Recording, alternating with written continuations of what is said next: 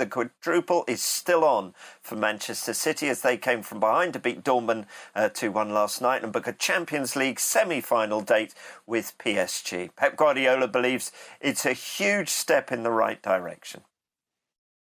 It's the second time, just the second time this club is in semi-final of the Champions League. Never reached the final, second time. So we are not mature enough in this competition, but the players learn a lot in the last seasons, and we are making steps forward for the next years. The club can say, okay, we can play semi-finals. We were there once, not a long time ago, and maybe we can do it again. And today break this bridge, the quarterfinals, semi-finals, mentally for all the club. It was a big relief, and it's so important. So there we go. Thoughts of Pep Guardiola. Morning, David. Morning, Siobhan. Siobhan, let's come to you first of all. It's taken 5 seasons, but Pep Guardiola's finally made it to the semi-finals of the Champions League with Manchester City. What will this mean to him personally? Oh, absolutely everything. It's that one thing that's eluded him since he's been at Manchester City. They've always kind of got really close, but never really been able to step over that line and manage to get there and then manage to win it. So I think he's never made secret of the fact that that's his ultimate goal, that they want to win the Champions League. So to be in this opportunity now, yes, they've got a tough tie coming up, but I'm sure him and the club will be ecstatic about it. David, City, they had to dig deep, didn't they? They conceded that first goal and then suddenly there were question marks, weren't they? But they responded to those. What did that last night say about their mentality and their character? Good morning, Rob. Yeah, I mean, digging deep, I think it was the first time this season, I'm sure someone can correct me on this, but I'm pretty sure that's the first time this season that Manchester City have been able to overturn a first-half deficit. So not just digging deep, but they've done something that they haven't done before for Pep in 5 years, first time to the semi-final. So it was a fantastic day in that sense. The fact that Dortmund scored early, I think, weighed in favour for Manchester City. I think it was after 14 minutes. A wonderful goal, it has to be said. But that's a long time to hold on to a lead. And for a side who score a lot, Dortmund, they're also a side that concede a lot. So I think it was inevitable that Manchester City were going to get back into it. But that's not taking anything away from the overall performance in the semi-finals. Yeah, we'll debate the significance of that first goal, as particular to the scorer of it, in a little while. But let's talk about another young Englishman who's grabbing headlines for the right reasons as well, and that's Phil Foden. Siobhan, trusted in a massive game from the start. He scored in both legs. How much do you get the sense that this is just the start for him? Oh, he's such a talent, isn't he? It's exciting to watch. And I think that's one of the exciting things, not just for Manchester City at the moment, but for England. The number of players that they've got that are really kind of fearless. They go out there, they express themselves, they play with freedom and flair. And he's such a talented player. I think some people have called him like a generational.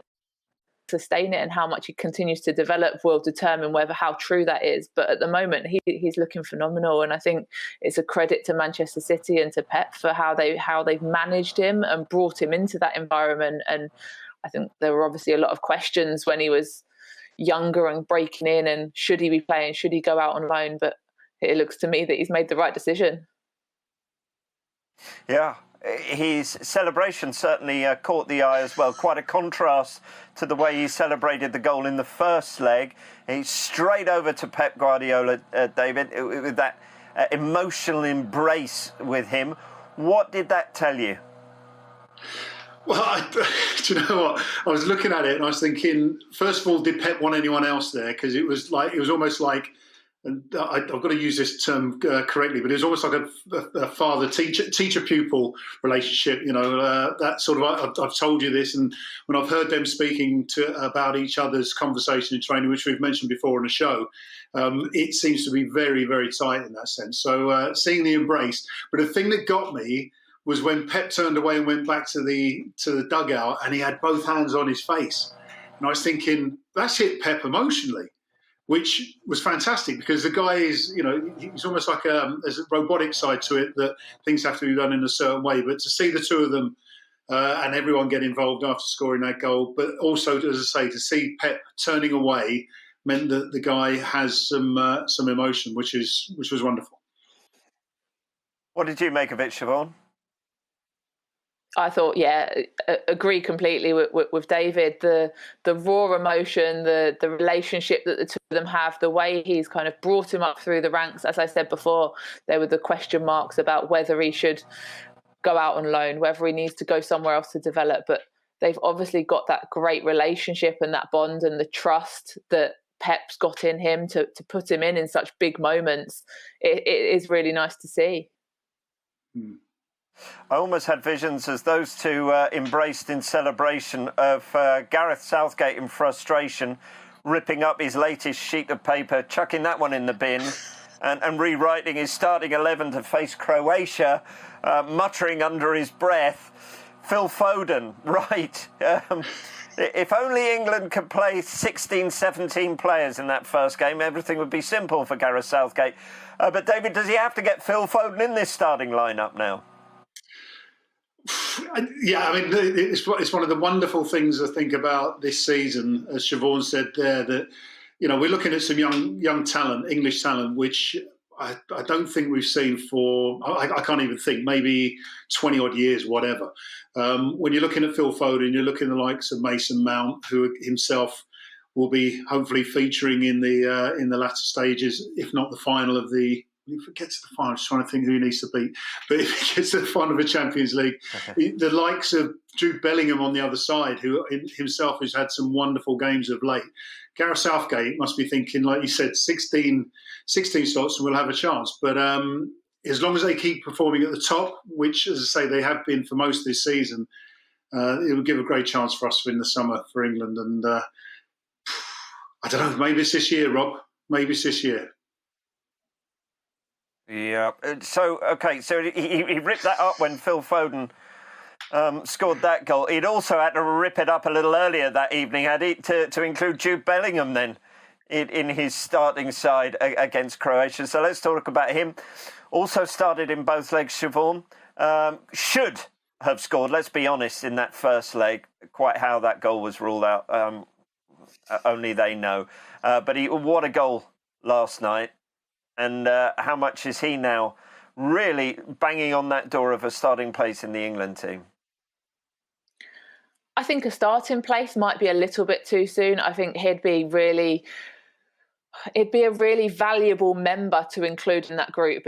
You often take a wild card to a tournament. You see it time after time, and he could potentially be Gareth Southgate's wild card. And when Southgate was talking after the recent internationals, he spoke about Jude Bellingham and said like he really wanted to integrate him in the team. He knows he's young, but he knows he's got potential. And that kind of stood out to me as in that he wants to take him. With the amount of talent that England have got at the moment, is there that space for that wild card? However, I'm going to kind of turn it on its head a little bit. And after that performance yesterday, that goal that he scored, would he necessarily be a wild card, or is he there in his own right? Well, let's put that to David, because do England really need a Phillips and a Rice holding in front of the back four or back three, whatever he decides to play?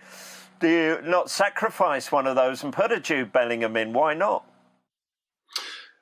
Well, again, sorry, I didn't properly answer the question last time. On top performances, you know, Jude Bellingham would go straight into any side because he's got everything that you need. The goal that he scored, as you said yesterday, the fact the assist for the goal last week. I mean, some of his play is phenomenal, and the goal wasn't allowed. Whatever, it should have been a goal. But the same can be said for Mason Mount. The same can be said for Phil Foden. But England won't be playing in games through the tournament. You expect, especially when it comes to the final, where all of those skills are going to be the key point. It's going to need defensive players, the likes of Phillips, the likes of Declan Rice, and therefore Gareth Southgate has to pick the squad properly, balanced, with every possibility at his armament. And I think when Jude Bellingham, as I say, the way that he's playing at the moment, if he continues that for the next few games and then going into the tournament, and if selected, then he will be available and, as Siobhan said, on merit, not just as some wild card and hope he does his best. I don't think England are in that stage with the players that Gareth has at his disposal. David, have you ever been in an England squad where you've looked at maybe one or two players in there and thought, what on earth are they doing here? Or vice versa, looked at the squad and thought, why aren't one or two players in here? Rob, I've come off the pitch and thought, what was I doing here? Yeah, I mean, it's you look at. I mean, the difficulty is, I mean, and Gareth, this is where I think Gareth has done so well. The balance of that squad, and not just in performance, in personality, dare I say, off the field, within the camp, that balance is as important as it is the ability on the pitch. So Jude Bellingham coming in would balance the squad on the pitch. Would he balance it in the hotel? And therefore you get a better production. I think with us back in the day, it was more about ability than it was balance. And quite often, and Sioban will know this from her England experiences, you can have some great players who just don't blend with the squad. And all of a sudden you have an upset squad. So I think Jude Bellingham, he looks like a great guy. Really good, great guy, great footballer. I don't think Gareth had a problem with him. But the balance is important. Yeah, what will Bellingham's development, indeed Jadon Sancho's, Siobhan, say to other young English players? Will it force them to think about going abroad more? It never used to be in fashion, did it? And now suddenly it's all the rage. Let's go to Germany and develop ourselves, seems to be the mantra.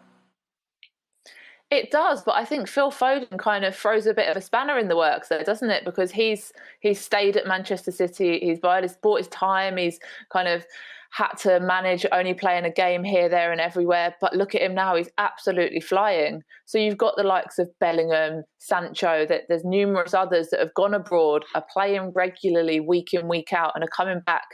Well, they're not actually coming back yet, but potentially coming back. Better players, better equipped to perform and succeed at first team level in the Premier League. And they're going to be valuable assets to England moving forwards. But it's kind of, there is that balance of, do you stay in the environment that you're in because you believe it's the right place for you to be, as with Phil Foden, or do you go abroad? I think the Foden example shows that it can work both ways.